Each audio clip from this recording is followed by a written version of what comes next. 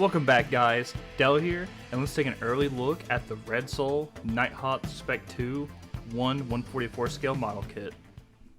This kit was sent out to me by the wonderful people over at Gundamit.com.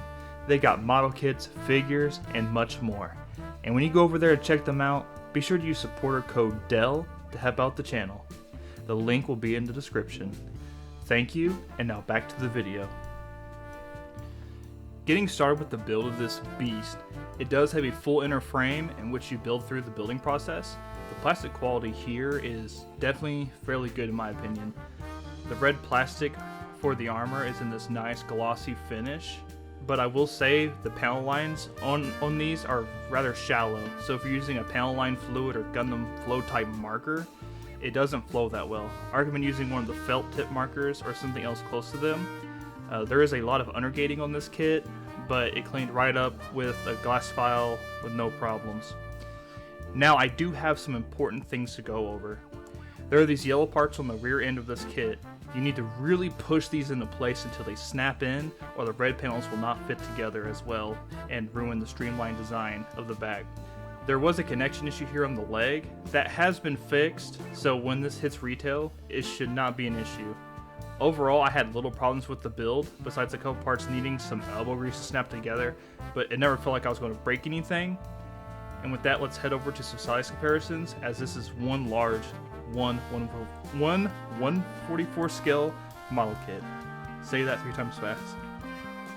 Here we have the Nighthawk next to the entry grade ARC 782, the master grade ARC 782 3.0, real grade Sazabi, and real grade Hi-Nu Gundam.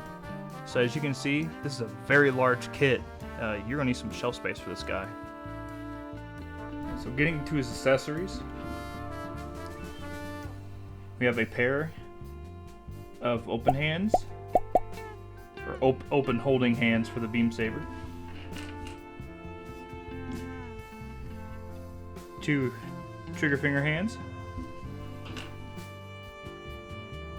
and 2 closed fist hands.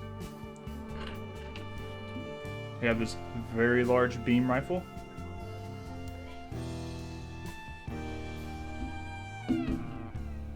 this dinner plate of a shield,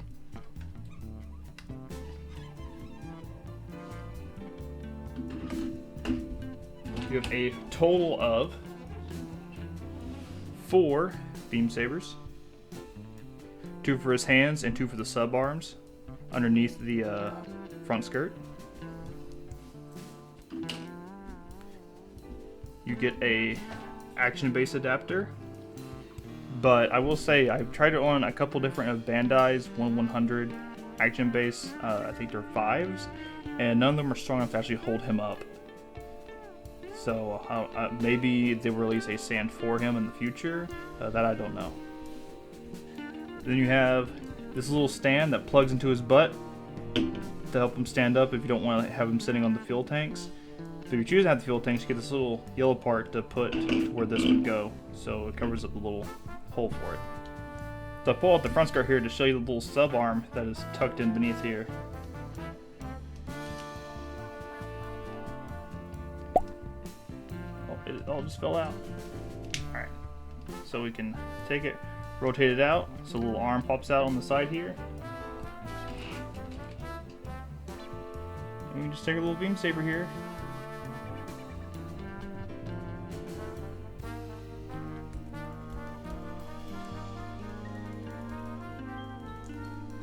And he's having a little beam saber out there. It's pretty cool. Quick little snippet here. While my pre-production didn't come with them, this does come with stickers and water slides. So those will come with the full release. So we're gonna move on to his articulation here, and this might, let's not bump that. So we have a ball joint. Look up, down. You got a very good waist swivel. Arms can rotate, but are kind of stuck by those. So you gotta bend over a little bit. And now you can bend the arm up, but I heavily recommend grabbing this part and and moving it up and down because it's very tight. And don't want to break anything. You got a double jointed elbow. Arm can rotate here. Front skirt can move. Side skirt can move. This and the back here are all static. Let's see here. The good thing about this is you can use this to pick them up. Yeah, he does that. The waist joint isn't very tight in there, but that's okay. Okay, you're just gonna look this way, that's fine. Leg up that far, leg back that far. We'll say the legs are very tight, so we're just gonna take that off for now. He's gonna stay like that? All right, cool. So look on the leg here. You got that can bend, swivel here. This little secondary toe here can move. You can move this. All these are very tight, by the way, but that one's not too bad.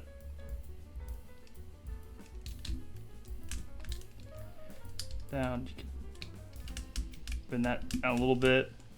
So not super great articulation in the legs, but I'm kind of okay with that. So that way his structure is not to be worried about. This is a heavy kit. He needs to hold himself up. Go in the back here. You can, these kind of move. But they don't like to stay put. This head can move up and down, but it just kind of wants to flop down. And then these you can rotate back and forth. And then each of these little thrusters here have some movement to them.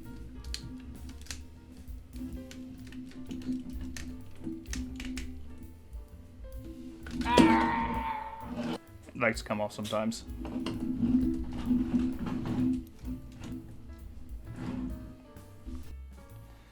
Getting to the end of the review, I gotta say, my experience with this kit has been pretty good.